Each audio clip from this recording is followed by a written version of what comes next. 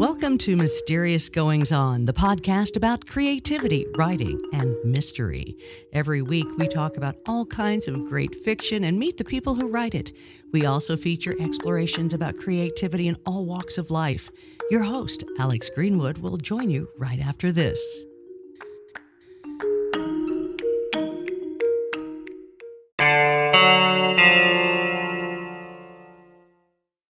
You know, I have a special affinity for other writers. Obviously, if you listen to this show, you know that because we're always talking with other writers.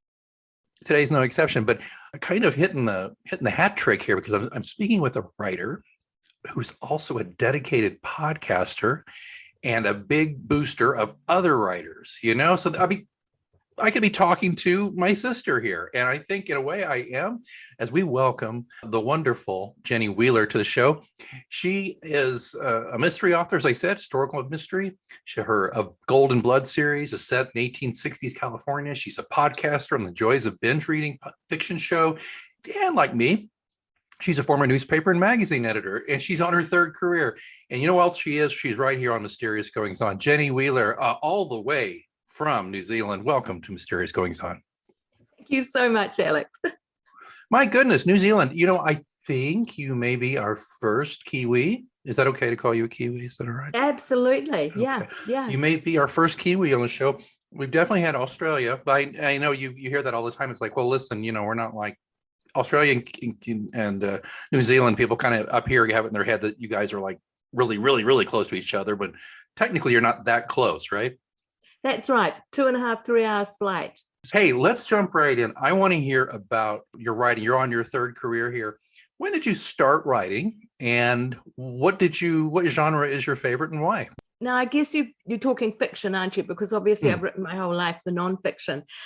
I think I was one of those people that always had that thought in the back of my mind that I was going to write a book sometime. And I've got a friend from school days who over the years used to say to me, Jen, I thought you'd have written a book by now, and it would give me a little prod on the side. But I was too busy doing lots of other stuff. I had a very, very full life. There was one period where I had a holiday when I was an editor, and I immediately got sick, which you tend to do when you overwork. And so I was sitting in bed, kind of moderately coldy fluey, and I started a novel. And very predictably at that time, and I think it was the 80s, it was kind of set in a contemporary magazine world, very original, But when I went back to work, that kind of got shelved and I never looked at it again. But when I stopped traditional work, I'm one of those people who think I'm never going to really retire. It's not that I don't respect other people who enjoy their retirement. It's just not for me. I like to keep doing things. It was a natural inclination when I sold a business in 2015, and I thought, well, what's next? What am I going to do next? And that thought immediately came to mind. Well, you haven't written that book yet. So I sat down to do that. It's kind of interesting how illness can intrude in our lives in a not so fun way, but then somehow it's the catalyst in a lot of ways for making other things happen. Yeah, because it made me realize even then that I had this underground idea that I still wanted to realize, even though I never was aware of it as an unfinished business. If I died before now, I don't think I would have had the regrets of, I've got this unfinished business. But once I had the opportunity to do it, it was like a real gift. Is there anyone else in your life who writes? Anybody close to you, or is this purely you and your circle? It is really purely me. And when I was a kid, I was a total bookworm. I used to love reading, and my dad was one of that generation that was brought up that you had to work really hard and be seen to be doing it. We lived on a farm, and whenever I heard him coming back to the house on the tractor, if I was lying around reading, I would jump up, put down my book, rush to the kitchen and say to my mum, can I help you, Mum? Because if he came into the house and found me reading, he used to say, what? Lying around reading again, like it was a sin. I love it. That's perfect. I was kind of similar as a young person. I think books also serve for me as kind of beyond being, it's kind of cliche to say they're escape, but they are. But it was also for me, I think a book in front of my face was a wall separating me because I lived in a very small house with 5 other people growing up. And I think I think books helped me demarcate my own space. It certainly helped me, encouraged me to want to write someday. That and the grandfather who was Western novelist. He wrote cowboy stuff, so, Yeah. it's that kind of thing. And that's what interests me too, is talking about your series. So tell me about this series, the Golden Blood series. It's set in California. Yeah. What's it all about? Well, it's a really a mystery series, exactly as you might expect. Set the initial 3 books, I started with a trilogy set around 3 brothers. I mean, it's kind of a bit of a cliche in genre fiction. I started out, before I actually wrote, for a lot of years when I was editing, I was a member of the Romance Writers Association of New Zealand. They're a fantastic organisation. They've got a great balance between craft and marketing and the reality of the practical side of getting published. And so I set off at the beginning thinking I might be a romance writer, because it was an obvious way in for a woman of my, age and generation, etc. But the more I sort of looked at it, and I learned so much just going to the annual conferences, because they always had publishers and agents from overseas, etc. So I started to develop a bit of an idea about what the terrain was like. But the more I sat down to try and think about writing romance myself, it just didn't feel quite the thing for me. I just was more naturally drawn to something more plot driven and more action packed and more things happening, and perhaps a little bit more gritty as well. So I decided to do a mystery with a subplot that was romance to bring in the emotion. And then I started thinking, I am a bit of a strategic thinker in this respect. I looked at it as a business proposition, and I've always wanted to make money out of it. I see it as a third career. I'm just wired that way somehow. To produce the world's wonderful literary work that nobody paid me anything for wouldn't feel like a win to me. So and then I wanted to be international as well. So I had these things. I wanted it to be a commercial proposition. I wanted to get an international audience. I didn't want to be, a little wonderful bubble in a population of 5 million. So It's partly also why I've pitched the podcast very much as at an international audience, just digressing a bit. And my listenership is 60% the US. So I partly chose California because I've always been attracted to the idea of what happened in California with the years post-gold rush. I grew up on a farm near to where the New Zealand gold rush happened, or one of those places. And when I was a kid, we used to always go and holiday down the Thames coast, Coromandel Peninsula. We had gold rush in Thames of its own mini nature, reflecting California in like 1%.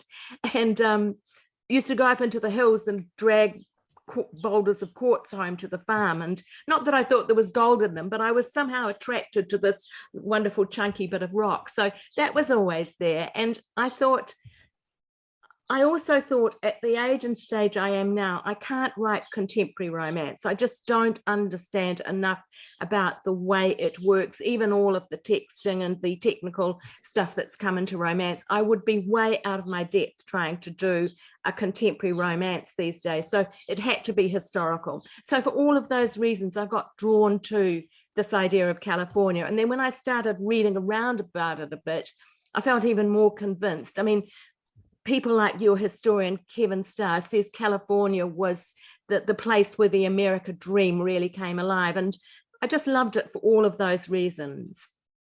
Oh, it's fantastic. I love that that you were used to, dig up bits of quartz, and it's the same thing, really. It's a metaphor for being a writer, because you're unearthing something, and you're finding something in there that may not exist, but your imagination will put it there. I love that aspect of thinking about writing itself, and looking at your series. It's interesting. I'm looking at jennywheeler.biz, and don't worry, folks, the link will be in the show notes. But I'm looking at your books and the covers, and it's interesting because when I first glanced at them, I thought, well, wait a minute. Oh, it's got romance, but there's the covers too also signify, though, this is not your typical bodice ripper. This is there's something else going on here.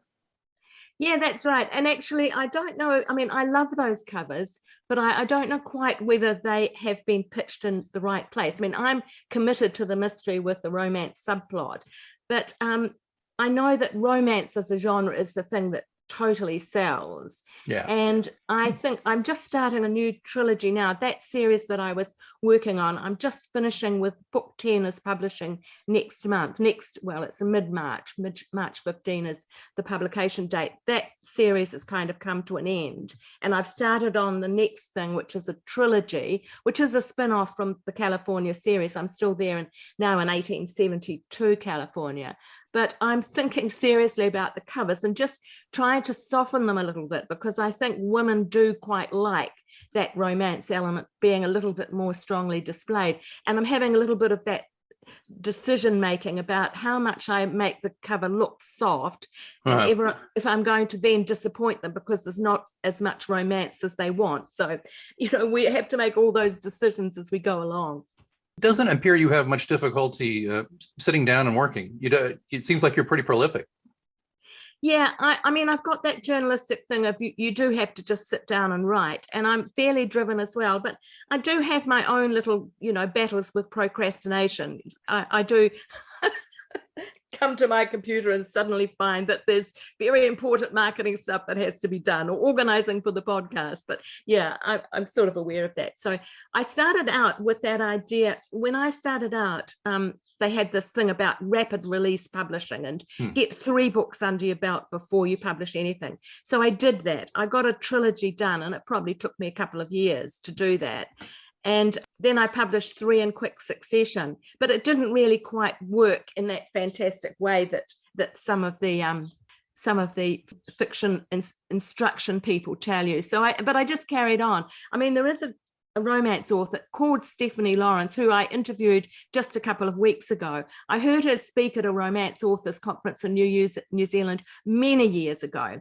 And her advice to starting writers is, don't expect to get anywhere until you've got at least 6 books and possibly as many as 10. So I've been living on that advice, and I've got to 10. So now I'm thinking, I'm going to sort of crack it a little bit more. Yeah, it's good to hear. I've got 8 in my series, including one of them's a novella, and I'm still kind of hoping that things will break a little bit more. Well, actually, 3 of mine are novellas. So that's a bit of a cheat. I mean, I wanted to do 3 books a year, and a couple of years in a row, I got to 2, and I knew I didn't have time to finish a 3rd before Christmas. So I did a Christmas novella. I suspect then, that, again, as you've already alluded to, it's the toughest part for you, I think, as it is for many writers, is not necessarily the writing of the stories and coming up with that and crafting your books. It's the marketing. It's such a daunting prospect. Totally. And I discovered one thing early on, which perhaps if I'd been a little bit more commercial, I should have listened to. But there is that aspect that you really want to write what's in your heart as well. And it's balancing those things. I mean, I'm not a person who can write to market, that concept. Yeah. I just need something that's going to get my juices going as well. So it's finding that balance. And I pitched at one of those romance writers conferences to an agent before I'd even really got anything written. I just had a concept. And as soon as she heard 1860s California, she frowned and said, "Oh, we don't do Westerns." And to me, of course, it isn't a Western at all. I mean, there's not a tumbleweed in sight. California in the 1860s was like the Paris of the West. Right. But and I think I have battled that. And I mean, I'm dedicated to this 1860s, 70s California. Now we're moving into the golden age, because it's a fascinating time, but it is almost undiscovered in terms of a publishing niche. And so that makes it a bit harder. Yeah, especially, and I do believe you should write the kind of books you'd want to read. Yeah. I'm trying to write to market is a fool's errand. As I mentioned, my grandfather wrote Westerns in the heyday of Westerns. He started in the pulp fiction Western magazines in the 40s, and he wrote all the way up until the 90s when he passed away around 2000. Yeah, but the point being, he even tried to go from Westerns, historical Westerns, a lot like what you write in that degree, but more cowboy. Okay, it's more in the Midwest. Yeah. But he even tried to write romance, and it was terrible. His agent just said, "What are you doing? This is awful." And my grandmother wouldn't even let me read it. She said the manuscript. She said he needs to just bury this in the backyard. Yeah, that's great. That's great. I mean, one of my difficulties with romance, I mean, I love reading some romance myself, but I found it so difficult to imagine that the end of the story had to be that the woman had realized her life through a man. I've lived almost my whole life. I have had wonderful relationships, but I've also lived a very independent woman life. And it's a thing in my life that I've always found it hard to supposedly turn over the direction of my life to a partner. And I know the ideal marriage, it doesn't work that way, but there is that tendency still to see a woman's life as realized when she meets the right man. And that just ain't how it is. No. Speaking as a man, I can tell you, if anybody really believes that, trust me, we don't know what we're doing. All right. So, but seriously, I'm with you on that. I'm with you. My wife and I, we got married right before I turned 40, and she was closer to that age, and we both just agreed we were fully formed independent people, and we weren't going to change much. And I think it served us well. So I feel the same way, and that's why the kind of characters I like to write. To me, I think it's important that you're doing what you're doing, and I like the direction you're taking, and it makes me feel affirmed by the things I'm trying to do with my own work. So I appreciate that, Jenny. Speaking on that vein, we haven't talked about the podcast. Okay, what is the genesis of this? When did you wake up and go, okay, I don't have enough to do. I need to start a podcast? Yeah, if I knew how much time it was going to take. Yeah, it's a very good distraction from when you don't want to write. True. Look, honestly, it was once again a strategic thing. As soon as I started to think about writing fiction, I came across this phrase that I had to have, and quotes, author platform. And I hardly even knew what that meant when I started out, which is a bit terrible considering I'd been in journalism and I'd been at these author conferences and things. But it sort of almost was a phrase that floated into my world at that stage that I started to seriously look at writing. Now, I'd sort of been quite in touch with the publishing world, because when I was editing the Sunday newspaper, we used to bring out international authors to New Zealand on that tour that used to happen. They were wonderful. We sold out hotel dining rooms practically every month with these great lunches that ladies at lunch would pay to come to hear their favourite author talk. People like Shirley Conran and Ken Follett and the mass market success stories. And it was wonderful. So I should have had a better idea. But when I sat down to think about how I was going to market these books and discovered I needed a quotes author platform, I thought, well, what's that? And then I discovered that theoretically you were supposed to write lots of blogs. Now, I had been doing blogging for the business that I had for 17 years. I'd got to nearly 1,000 blogs when I sold the business. That was all intellectual property that went with the business. But I was pretty much blogged out. I'd kind of almost been through that phase where at the beginning, the blog was very successful at helping us sell product, and gradually it edged out into being not so effective. And I sensed that blogging was it had seen its day. I mean, I know that it's still a lot of people have very successful blogs, but I wouldn't be wanting to start a blog now. So, and I wasn't wanting to start a blog then, back in 2017. So I thought, well, I just don't want to blog. When I think about it, I just feel tired inside. So what else could I do except blog? And I thought, I could podcast. So I looked around at all the book podcasts, and there wasn't anything much there, forgive me, but that really attracted me, because they didn't reflect that commercial mass market element. They were all rather navel-gazing, serious, take yourself very seriously literary blogs. And I just didn't like that sort of thing. I'm afraid I'm just a dyed-in-the-wool, goth, Visigoth or whatever, I'm right there with you. We're storming the gates together, Jenny. So I thought, okay, I'll try and do a commercial author podcast for readers, not for other writers, because there were already lots of great people giving writers advice, like Joanna Penn, who I followed like a bit of a sort of mentor, but there wasn't that popular thing. So that's what I decided I would do to establish, quotes, my author platform. Now, how it's kind of factored across into my writing, I'm not quite sure, because for most of the time, I've been very careful to keep those two things separately. But I'm very impressed with the way that I see you integrate your books into your podcast. And I'm starting to be aware that I'm going to try and do that more and more. I think at the beginning, I felt a bit guilty about the fact that I might be seen as, quotes, trying to ride on the backs of other writers' popularity. But now I feel, after 200 episodes, that I'm kind of developing a bit of a, authenticity for myself, the validity. And also, I am really passionate, as you say, about promoting some of these authors that I have talked to. You know, when their next book comes out, I really want to, I'd love to give her another blast, but you can't do that too many times. So, you know, it's fine. No, I've actually got a few ideas about how to do that, to just do a one book show that's a lot shorter, but that gives some of these people a chance to talk about their latest book. Yeah. Same here. You know, I when I first started the show, and I was a little more of a hobbyist than I was taking it fully seriously, like I have the past 2 or 3 years.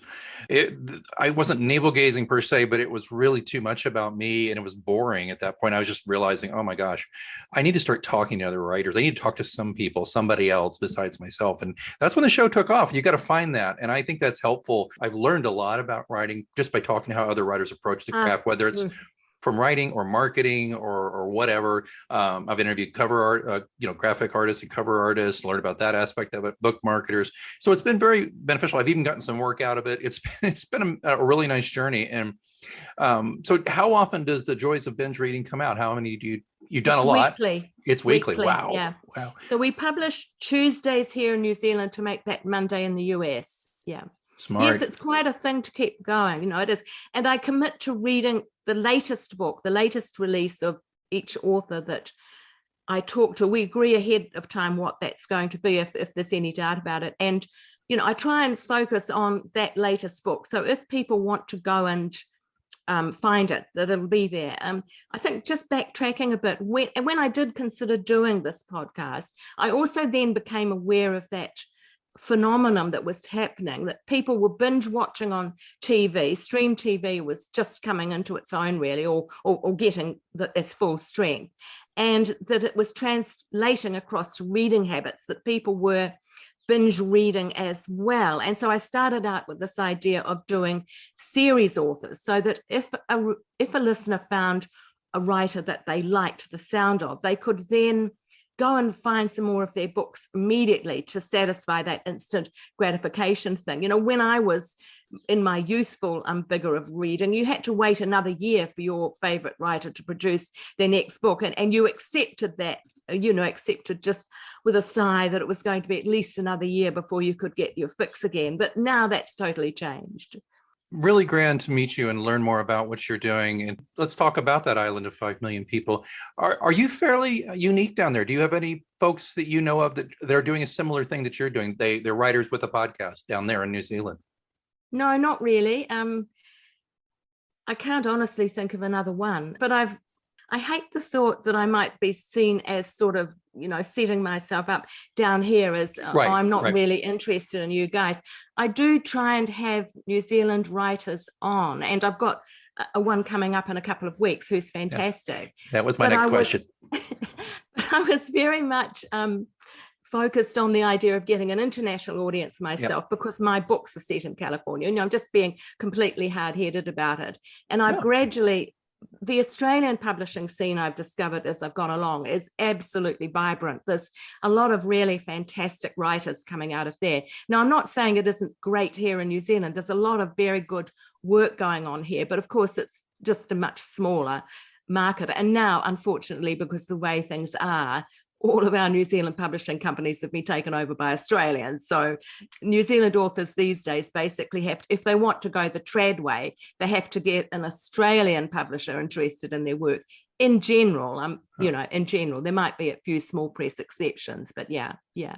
So, but yeah, no, there is good mystery, really good mystery stuff happening down here. And I've probably been a weeny bit slow to pick up on some of these, because I have been trying to make sure that I make a stamp as an international show first. But we've got some good ones coming up. Yeah. Folks, I think the way to do this is to go to Apple Podcasts. I believe that's where we can find this wonderful podcast, and subscribe and follow it, because then you can keep track not just of New Zealanders who are writing and meeting Jenny, but people from all over the world. And we can hopefully, as she said earlier, maybe we can get you, Jenny, to update us on your latest works, what's going on with you. Where can people buy your work? Can they get them anywhere? Amazon? Where would they go? Everywhere. I'm wide. That was one of the strategic decisions I made.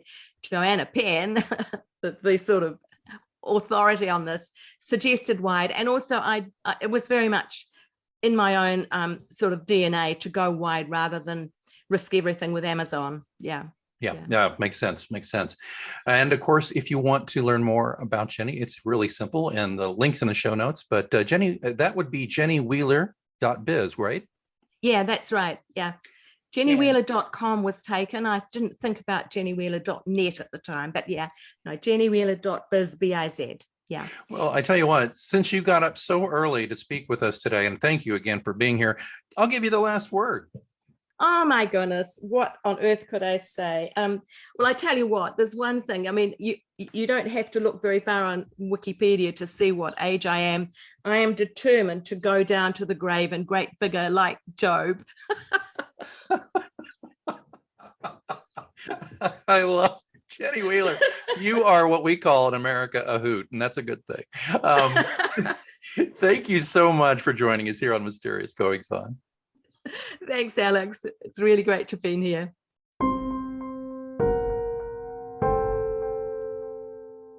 Have you lost your belief in finding a really good mystery thriller? Well, trust me, you've got to have faith. Pilot's faith. Kirkus Reviews says of the book that Greenwood pulls many tricks from his writer's satchel, has a quirkiness and energy, and snappy, snarky dialogue that keeps things moving briskly. A well-handled mystery with the appropriate twist at the end. Midwest Book Review says newcomers to Pilot will find no barriers to quick immersion in his personality and situation, while prior series readers immediately become involved in another conundrum which tests his skills and the ways in which others view him in his world. Surviving a recent attempt on his life, a weary John Pilot returns to Cross Township, where a bizarre string of shootings has paralyzed the tiny college burg. Pilot joins forces with the law to find out why people are being terrorized in his name and stop it. Unfortunately, when he turns to his family for support, he finds only hardened hearts. People are dying, accusing fingers are being pointed his way, and he has nowhere left to turn. Everything John Pilot believes in, family, sanity, and even himself, are shaken to the core in Pilot's faith. Online Book Club says, it's a gripping and fun story that kept me hooked. Greenwood's writing style is dynamic, and the book reads like a movie script. You can get John Pilot Series number 8, Pilot's Faith, exclusively in paperback and ebook on Amazon.com. And remember, in the end, it all comes down to faith. Pilot's Faith. A Caroline Street Press book by J. Alexander Greenwood.